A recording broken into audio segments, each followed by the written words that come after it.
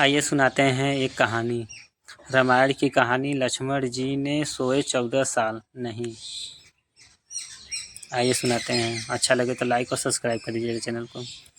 रामचंद्र जी को जब उनके पिता दशरथ राजपाट सौंपने वाले थे, तभी उनकी दूसरी पत्नी कैकेयी को उनकी दासी मंथरा ने खूब भड़काया।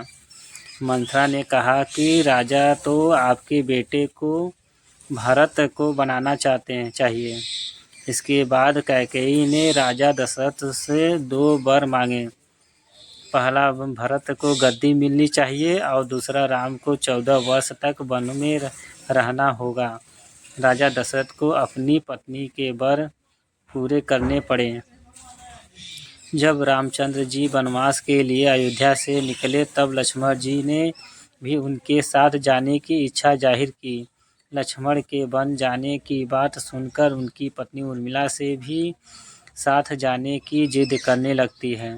तब लक्ष्मण अपनी पत्नी उर्मिला को समझाते हैं कि वह अपने बड़े भाई और मां समान भाभी सीता की सेवा करने के लिए जा रहे हैं। अगर तुम वनवास में साथ चलोगी तो मैं ठीक तरह से सेवा नहीं कर पाऊंगा। लक्ष्मण के सेवा में भाव को देखकर उर्मिला साथ जाने की जिद छोड़ देती है और महल में ही रुक जाती है। वन में पहुंचकर लक्ष्मण भगवान राम और सीता के लिए एक कुटिया बनाते हैं।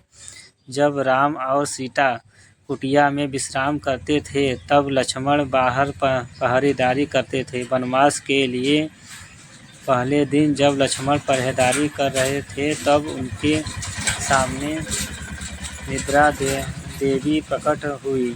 लक्ष्मण ने निद्रा देवी से वरदान मांगा और कि वह 14 साल तक निद्रा मुक्त रहना चाहते हैं। निद्रा देवी ने कहा कि तुम्हारे हिस्से की नींद किसी और को लेनी होगी।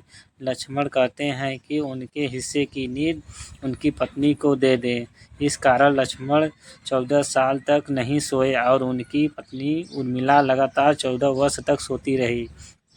14 वर्ष के बाद भगवान राम और माता सीता के साथ जब लक्ष्मण अयोध्या वापस आए, तब नींद की अवस्था में रामचंद्र जी के तिलक समारोह में उर्मिला से उपस्थित थी। यह देखकर लक्ष्मण को हंसी आती है। जब लक्ष्मण से हंसी की वजह पूछी गई तो उन्होंने निद्रा देवी के वरदान के बारे में सब कुछ बताया। लक्ष्मण ने कहा कि जब मैं उबासी लूँगा तब उर्मिला की नींद खुलेगी। लक्ष्मण जी की इस बात को सुनकर सभा में मौजूदा सभा हंस पड़े। सभी को हंसते देख उर्मिला लज्जात समारोह में उठकर बाहर चली गई। अच्छा लगे तो लाइक और सब्सक्राइब कर दीजिएगा।